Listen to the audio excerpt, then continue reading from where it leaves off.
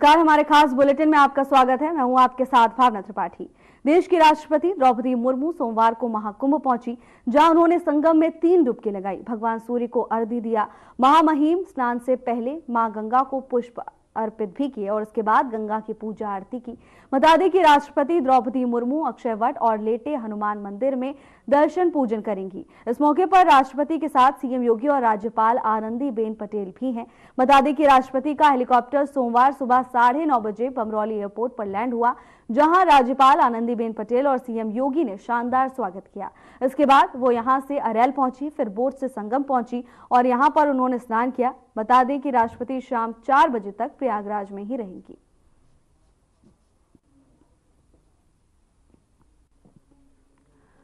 राष्ट्रपति द्रौपदी मुर्मू प्रयागराज पहुंच चुकी हैं और ये तस्वीरें हम आपको दिखा रहे हैं। महाकुंभ में संगम में आस्था की 3 डुबकी महामहिम राष्ट्रपति ने लगाई है। बता दें कि शाम 4 बजे तक राष्ट्रपति यहीं रहेंगी। राज्यपाल आनंदीबेन पटेल और सूबे के मुखिया योगी आदित्यनाथ भी यहां पर उनके साथ मौजूद हैं। इसके साथ ही मंदिर में दर्शन के लिए भी राष्ट्रपति पहुंचेंगी। महाकुंभ में डुबकी लगाने के लिए राष्ट्रपति प्रयागराज पहुंच चुकी हैं। मां गंगा की पूजा अर्चना करने के बाद उन्होंने संगम में डुबकी लगाई। इस दौरान सुरक्षा के चाक चौबंद इंतजाम किए गए थे। किसी भी तरह की कोई चूक ना हो, इसको लेकर प्रशासन पूरी तरह से मुस्तैद है। और ये तस्वीरें सीधे प्रयागराज से सामने आ रही हैं, जहां राष्ट्रपति डुबकी लगाती हुई नजर आ रही हैं। परीक्षा पे चर्चा कार्यक्रम आज 11 बजे से शुरू हो गया। देश के प्रधानमंत्री नरेंद्र मोदी ने चर्चा में शामिल हुए और उन्होंने छात्रों को तिल के लड्डू भी खिलाए। इसी के साथ उन्हें हेल्थ से जुड़े कुछ टिप्स भी दिए। पीएम ने छात्रों को बताया कि उन्हें क्या खाना चाहिए और क्या नहीं। इसके अलावा प्रधानमंत्री नरेंद्र मोदी ने विद्यार्थियों को परीक्षा के तनाव को दूर करने के लिए क्रिकेट से जुड़ा एक मंत्र दिया। जानकारी के लिए आपको बता दें कि परीक्षा पे चर्चा कार्यक्रम का टीजर नई दिल्ली के सुंदर नर्सरी में शूट किया गया था और इस बार परीक्षा पे चर्चा बेहद खास है। दरअसल इस परीक्षा पे चर्चा के 8वें संस्करण में अभिनेत्री दीपिका पादुकोण, भूमि पेडनेकर, अभिनेता विक्रांत मैसी और 6 बार की विश्व चैंपियन मुक्केबाज MC मैरी कॉम और आध्यात्मिक गुरु सदगुरु जैसी हस्तियां शामिल होने वाली हैं।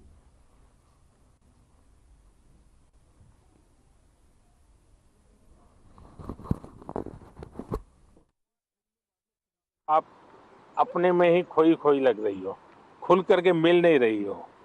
As being a senior student of my school, much of the time I used to motivate my juniors regarding their test examinations or whether it's about cultural literature competitions. But sometimes I feel like I'm not being able to motivate myself. आप कभी भी अपने आप को अकेला मत करिए। आप खुद अकेली अपने लिए बहुत सोचती हो, किसी को शेयर नहीं करती हो। किसी व्यक्ति की जरूरत है जो आपको मोटिवेट करे। आपके परिवार में कोई, आपके सीनियर्स में से कोई दूसरा हो सके, अपने आप को चैलेंज कीजिएगा। आज मुझे 10 किलोमीटर साइकिल चलानी है, अरुणाचल के पहाड़ों में भी 10 किलोमीटर हो जाए तो पूरा दिन भर एंजॉय करो। तो देखिए आज मैंने कर लिया, आपका विश्वास अपने आप बढ़ता जाएगा। तो छोटे छोटे प्रयोग होते हैं। खुद के साथ हमेशा खुद को पराजित करना, वर्तमान को ऐसे जीना कि पास्ट हमारा पास्ट हो जाए। उन्होंने एक बात कहा था कि सेल्फ गोल होना बहुत ज़रूरी है। आपको खुद मोटिवेटेड रहना चाहिए और खुद मोटिवेट करने के लिए आप बहुत सारी चीज़ फॉलो कर सकते हैं, जैसे कि आप छोटे छोटे अचीवेबल आप गोल्स रखिए अपना, और जब आप वो गोल्स को अचीव कर लेते हो तो हमेशा आप अपने आप को रिवॉर्ड किया कीजिए। इस तरह से उन्होंने मतलब कई बातों से मुझे मोटिवेट किया था। सर आपका कौन सा मोटिवेटर है? मेरा मोटिवेटर आप ही लोग हैं।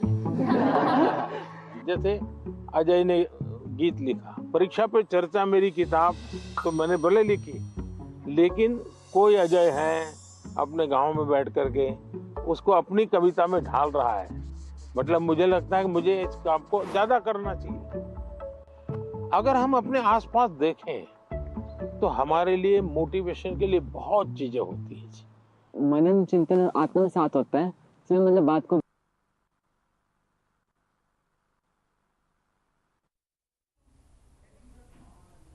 संसद के बजट सत्र का 7वां दिन है और इस दौरान कांग्रेस की पूर्व अध्यक्ष सोनिया गांधी ने राज्यसभा में जाति जनगणना का मुद्दा उठाया। बता दें कि सोनिया गांधी ने फूड सिक्योरिटी एक्ट का मुद्दा उठाया। उन्होंने कहा कि ये कानून 2013 में यूपीए सरकार के समय आया था। इसने कोविड समय में जनता को खाद्यान्न उपलब्ध कराने में अहम भूमिका निभाई, जिसके तहत पीएम गरीब कल्याण योजना चल रही है।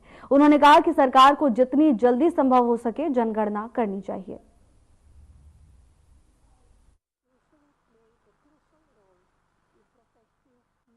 Honorable Chairman, thank you for giving me this opportunity to speak. The National Food Security Act, NFSA, introduced by the UPA government in September 2013, was a landmark initiative aimed at ensuring food and nutritional security for the country's 140 crore population. This legislation played a crucial role in protecting millions of vulnerable households from starvation, particularly during the COVID-19 crisis. It is this act that provided the basis for the Pradhan Mantri Garib Kalyan Anna Yojana.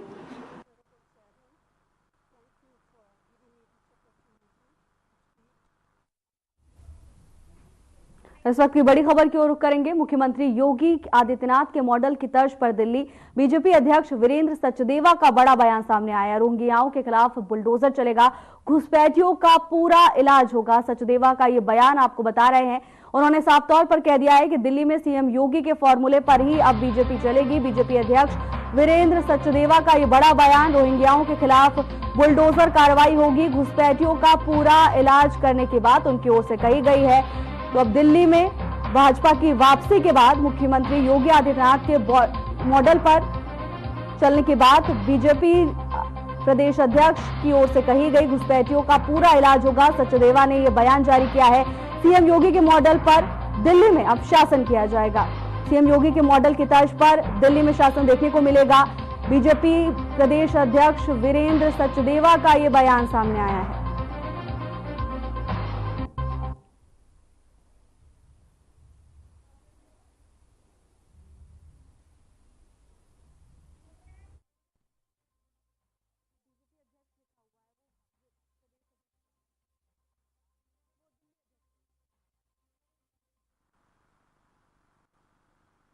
Sanjay Singh, Arvind Kejriwal, आप लोग झूठ बोलोगे तो आप उसका खामियाजा भुगतने के लिए तैयार रहेंगे। हमने सुबह भी कहा था, आज फिर कह रहा हूं, ये नहीं चलेगा कि आप कुछ भी बकवास करेंगे और उसका परिणाम आप नहीं भुगतेंगे। आपने जो आरोप लगाए हैं घटिया, बेबुनियाद हैं। अगर आपके पास तथ्य हैं तो रखिए, नहीं तो फिर इसका परिणाम भुगतने के लिए तैयार रहिए। और मैं बार बार कह रहा हूं, आप जिस तरह की घटिया राजनीति करते हैं, दिल्ली वाले इस राजनीति को पसंद नहीं करते। हर चुनाव से पहले, चाहे निगम का चुनाव हो, लोकसभा का चुनाव हो, आपका ये प्रोपेगेंडा चालू हो जाता है। लेकिन दिल्ली की जनता इस बात को पसंद नहीं करती। और हम कह रहे हैं, आपने जो झूठ लूट की राजनीति दिल्ली में की है, अब नहीं चलेगी। आपको जवाब देना पड़ेगा। तथ्य रखिए, सबूत रखिए, नहीं तो जो परिणाम है उसको भुगतने के लिए तैयार रहिए। कानून अपनी प्रक्रिया से काम करता है। हमने शिकायत राइटिंग में दी है। अगर संजय सिंह को कुछ कहना है, लिखित में कहें। लेकिन मैं फिर कह रहा हूं, कानून की जो दायरा है वो कानून अपना काम करेगा। हमने ये शिकायत दी है कि अरविंद केजरीवाल हो, संजय सिंह हो या इनके बाकी जितने भी नेता जिन्होंने ये बेहुदे आरोप लगाए हैं, उसकी जांच होनी चाहिए। अगर सबूत नहीं है तो इनके खिलाफ कार्रवाई होनी चाहिए। सीएम योगी के मॉडल की तर्ज पर अब दिल्ली में शासन किया जाएगा। ये बड़ा बयान वीरेंद्र सचदेवा की ओर से सामने आया है। उन्होंने कहा है कि घुसपैठियों का इलाज किया जाएगा, रोहिंग्याओं और घुसपैठियों के खिलाफ कार्रवाई दिल्ली में होगी। इस बात को साफ कर दिया है उन्होंने। शानदार जीत के बाद सबके सामने आए, जश्न मनाते हुए एक प्रेस कॉन्फ्रेंस की और प्रेस कॉन्फ्रेंस में यह साफ कर दिया कि घुसपैठियों के खिलाफ बीजेपी सख्त रुख इख्तियार करेगी।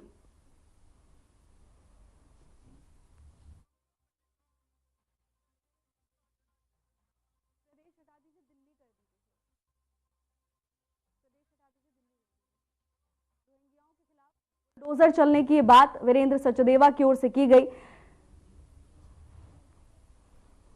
चुनाव से पहले भी कई बार बीजेपी की ओर से यह मुद्दा उठाया गया और अब जैसे ही बीजेपी की सरकार बनी है, तुरंत बीजेपी दिल्ली अध्यक्ष वीरेंद्र सचदेवा ने यह साफ कर दिया है कि इस मुद्दे को लेकर बीजेपी सख्त रुख अपनाएगी और सख्ती से कार्रवाई की जाएगी।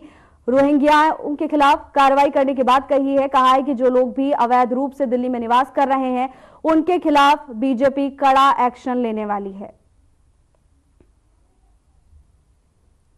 मुख्यमंत्री योगी आदित्यनाथ के मॉडल की तर्ज पर अब दिल्ली में शासन देखने को मिलेगा। अवैध रूप से निवासरत रोहिंग्याओं के खिलाफ शासन और प्रशासन की ओर से कार्रवाई की बात बीजेपी दिल्ली अध्यक्ष वीरेंद्र सचदेवा ने साफ कर दी है।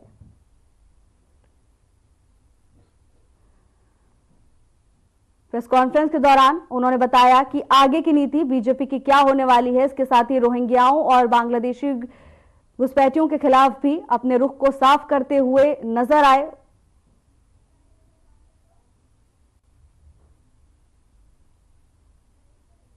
बीजेपी दिल्ली अध्यक्ष वीरेंद्र सचदेवा का ये बयान आपको बता रहे हैं। रोहिंग्याओं और बांग्लादेशी लोगों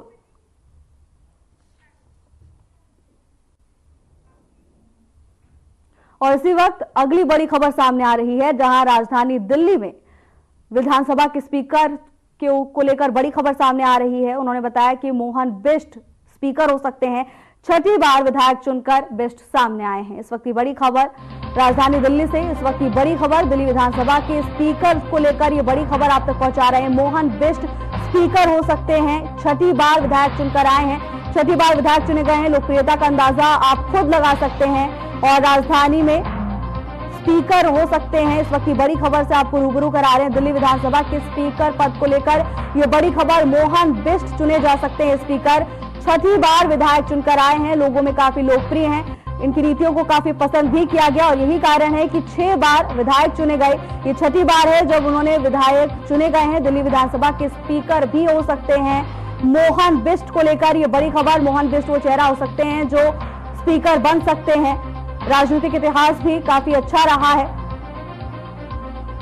राजधानी दिल्ली से इस वक्त की बड़ी खबर, बीजेपी की जीत के बाद अब दिल्ली विधानसभा के स्पीकर को लेकर ये बड़ी अपडेट आप तक पहुंचा रहे हैं। मोहन बिष्ट स्पीकर हो सकते हैं, छठी बार विधायक चुनकर आए हैं। दिल्ली स्पीकर को लेकर ये बड़ी खबर आप तक पहुंचा रहे हैं। बीजेपी जल्द ही बड़ा ऐलान कर सकती है। छठी बार विधायक चुने गए हैं। लोकप्रियता का अंदाजा आप खुद लगाइए कि जनता ने 6 बार इन्हें विधायक बनाया, इन्हें अपना प्रतिनिधि स्वीकार किया है और अब दिल्ली विधानसभा के स्पीकर बन सकते हैं।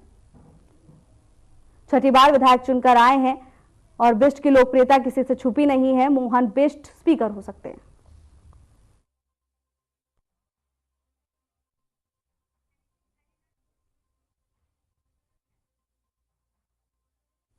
इसी खबर पर ज्यादा जानकारी के साथ हमारे मैनेजिंग एडिटर अनिल मिश्रा हमारे साथ जुड़ गए हैं। अनिल, क्या है पूरा मामला, क्या कुछ अपडेट है इसको लेकर? मोहन बिष्ट जल्दी चुने जा सकते हैं क्या?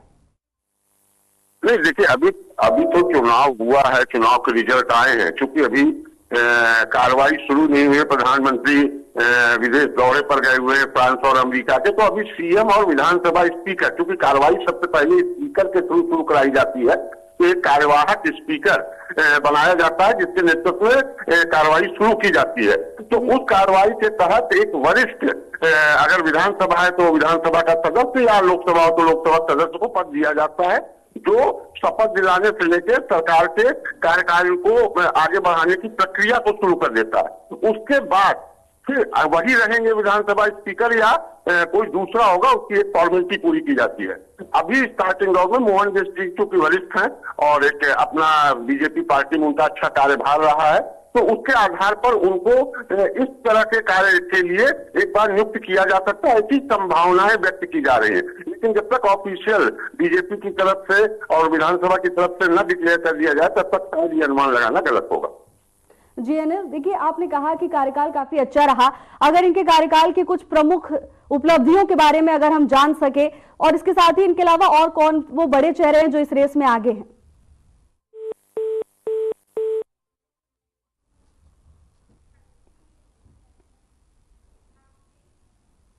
दिल्ली चुनाव में आम आदमी पार्टी की हार के बाद पंजाब सरकार में इसको लेकर हलचल तेज हो गई है। बता दें कि 11 फरवरी को पार्टी के राष्ट्रीय संयोजक अरविंद केजरीवाल ने प्रदेश के सभी विधायकों को दिल्ली में बैठक के लिए बुलाया। इसी के चलते पंजाब सरकार की कैबिनेट की मीटिंग होने वाली थी, जिसे स्थगित कर दिया गया है। अब 13 फरवरी को चंडीगढ़ में दोपहर 12 बजे आयोजित की जाएगी।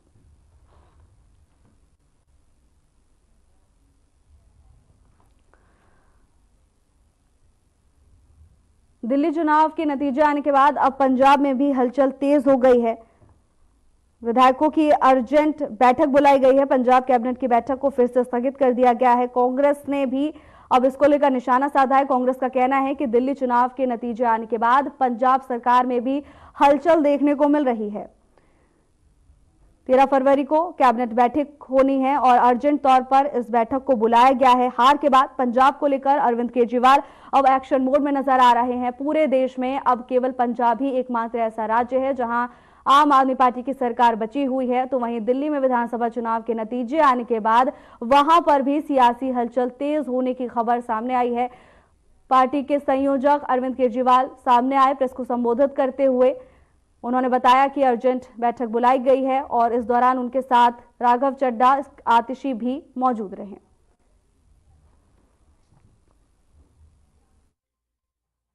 उत्तर प्रदेश के प्रयागराज में महाकुंभ चल रहा है। संगम में स्नान के लिए श्रद्धालु हजारों की संख्या में आ रहे हैं। सुबह 3 बजे से ही स्नान जारी है, जिसके चलते प्रयागराज आने और जाने वाले रास्तों पर जाम देखा जा रहा है। यात्रियों को स्टेशन पर भी परेशानी का सामना करना पड़ रहा है।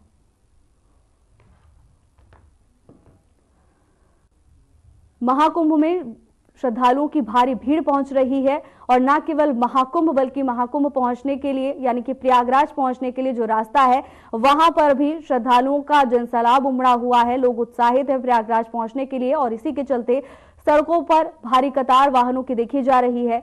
वाहन अब रेंगते हुए नजर आ रहे हैं। वाहनों की रफ्तार काफी धीमी पड़ गई है, लेकिन फिर भी आस्था का जनसैलाब रुकने का नाम नहीं ले रहा। रोड, बस, ट्रेन, हर जगह जो भी माध्यम हो सकता है लोग पहुंचने की कोशिश कर रहे हैं। भारी संख्या में लोगों की भीड़ देखी जा रही है। यही कारण है कि अब जाम व्यवस्था को लेकर, यातायात व्यवस्था को लेकर प्रशासन की ओर से तमाम तरह की गाइडलाइंस जारी की गई हैं। बहरहाल स्थिति यह है कि वाहनों की रफ्तार धीमी हो गई है। लंबी लंबी कतारें वाहनों की देखी जा सकती है।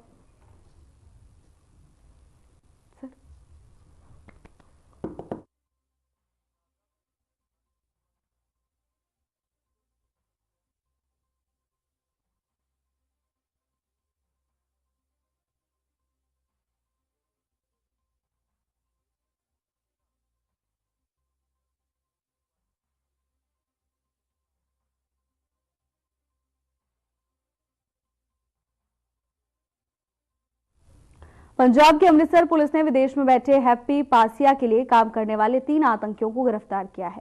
कुछ दिन पहले ही इन तीनों लोगों ने फतेहगढ़ चूड़िया रोड एक बम ब्लास्ट की घटना को अंजाम दिया। पकड़े गए आतंकियों की पहचान लवप्रीत सिंह, करणदीप सिंह और बूटा सिंह के रूप में हुई। पुलिस के एक अधिकारी ने बताया कि लवप्रीत सिंह और बूटा सिंह हिरासत से भागने की कोशिश करते समय मुठभेड़ के दौरान घायल हो गए, जिन्हें इलाज के लिए अस्पताल में भर्ती कराया गया है।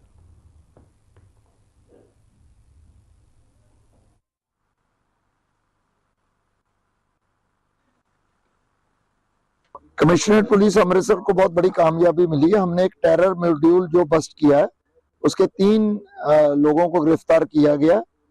ये सारे बाहर बैठे जो terrorist oblique gangster happy Passia और उसके साथियों की तरफ से उनके इशारों पे काम कर रहे थे और इनके जो बरामदगी रिकवरी हुई है इनसे एक AK-47 और कुछ राउंड्स हैं, एक ग्लॉक पिस्टल है .30 बोर का और एक .32 बोर की और पिस्टल है विद कार्ट्रिजेस।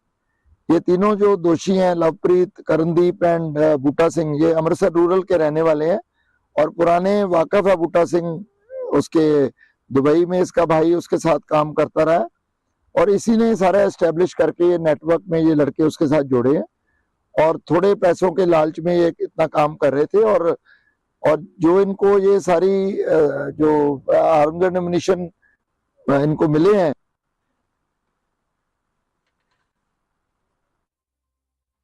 खबर चंडीगढ़ से है, जहां अमेरिका ने 487 भारतीय नागरिकों की लिस्ट साझा की है। जिन्हें अंतिम निष्कासन आदेश का सामना करना पड़ रहा है, जिसका अर्थ है कि उन्हें निर्वासन के लिए तैयार किया गया है।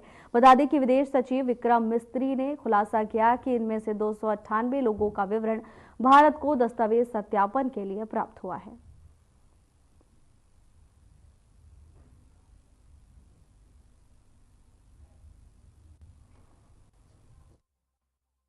खबर जीरकपुर से है, जहां जमुना इनक्लेव इलाके में एक बर्तन के स्टोर पर भयंकर आग लग गई। यह आग दुकान की ऊपरी मंजिल पर लगी। फिलहाल आग पर काबू पाने की कोशिश जारी है। जानकारी दे दें कि दुकान में कई गैस सिलेंडर भी रखे थे। खबर जीरकपुर से है, जहां बर्तन के स्टोर में भीषण आग लग गई। जानकारी के मुताबिक यहां और भी सिलेंडर रखे हुए थे और धीरे धीरे कर आग ने विकराल रूप धारण कर लिया, जिसके बाद तुरंत फायर ब्रिगेड की टीम को बुलाया गया। दमकल की टीम मौके पर पहुंची। कड़ी मशक्कत के बाद आग पर काबू पाया जा सका। तो वहीं आग लगने की घटना से क्षेत्र में हड़कंप मच गया। भारी संख्या में स्थानीय लोग मौके पर इकट्ठा हो गए। एक वीडियो भी सामने आया है, जिसमें आग का विकराल रूप देखा जा सकता है। भारतीय जनता पार्टी के प्रदेश सचिव एवं पूर्व विधायक डॉक्टर हरजोत कमल ने दिल्ली चुनाव प्रबंधन से लौटने के बाद जैसे ही नई थाना मंडी स्थित बीजेपी के अपने कार्यालय में पहुंचे, मंडी के आड़तियों और बीजेपी के कार्यकर्ताओं ने उनका जोशीला स्वागत किया। बीजेपी नेता डॉक्टर हरजोत कमल ने दिल्ली में मिली बीजेपी को विजय की खुशी में सभी समर्थकों का मुंह मीठा कराया। इस मौके पर बीजेपी के जिला अध्यक्ष डॉक्टर सीमांत गर्ग भी पहुंचे थे, जिन्होंने भी डॉक्टर हरजोत कमल को दिल्ली में मिली विजय के लिए बधाई दी और इस मौके पर बड़ी संख्या में कार्यकर्ता और नेता मौजूद रहे।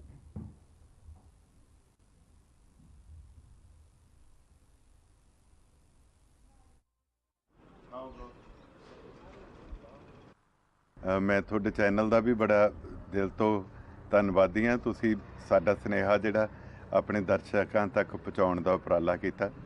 ਸੋ ਬੜੀ ਦੇਰ ਤੋਂ ਦਿੱਲੀ ਦੇ ਲੋਕ ਇਸ ਦਿਨ ਨੂੰ ਉਡੀਕ ਰਹੇ ਸੀ ਔਰ ਬੜੀ ਇਤਿਹਾਸਕ ਜਿੱਤ ਹੋਈ ਹੈ ਔਰ ਇਹਦੇ ਨਾਲ ਇੱਕ ਜਿਹੜਾ ਦਿੱਲੀ ਮਾਡਲ ਪੇਸ਼ ਕਰਕੇ ਉਹਨਾਂ ਨੇ ਪੰਜਾਬ ਨੂੰ ਠੱਗਿਆ ਸੀ, ਉਹ ਵੀ ਅੱਜ ਐਕਸਪੋਜ਼ ਹੋ ਗਿਆ। ਅੱਜ ਪੰਜਾਬੀ ਜਿਹੜੇ ਪਿਛਲੇ 3 ਸਾਲਾਂ ਤੋਂ ਇਹਨਾਂ ਦੀਆਂ ਕਾਰਗੁਜ਼ਾਰੀਆਂ ਤੋਂ ਅਸੰਤੁਸ਼ਟ ਹੋ ਕੇ ਇਹਨਾਂ ਨੂੰ ਬਦਲਣ ਦਾ ਮਨ ਬਣਾਈ ਬੈਠੇ ਸੀ, ਪਰ ਕਿਤੇ ਨਾ ਕਿਤੇ ਕੇਜਰੀਵਾਲ ਸਾਹਿਬ ਇੱਦਾਂ ਦਾ ਪ੍ਰੈਜ਼ੈਂਟ ਕਰਦੇ ਸੀਗੇ ਕਿ ਮੈਂ ਨਹੀਂ ਬਦਲਿਆ ਜਾ ਸਕਦਾ, ਬਾਕੀ ਸਾਰਾ ਕੁਝ ਹੋ ਜੂ। ਅੱਜ ਦਿੱਲੀ ਦੇ ਲੋਕਾਂ ਨੇ ਇਹਨਾਂ ਨੂੰ ਦਿਖਾ ਦਿੱਤਾ ਕਿ ਜਿਹੜਾ ਇਹਨਾਂ ਨੇ ਦਿੱਲੀ ਦਾ ਮਾਡਲ ਕਿਹਾ ਸੀ।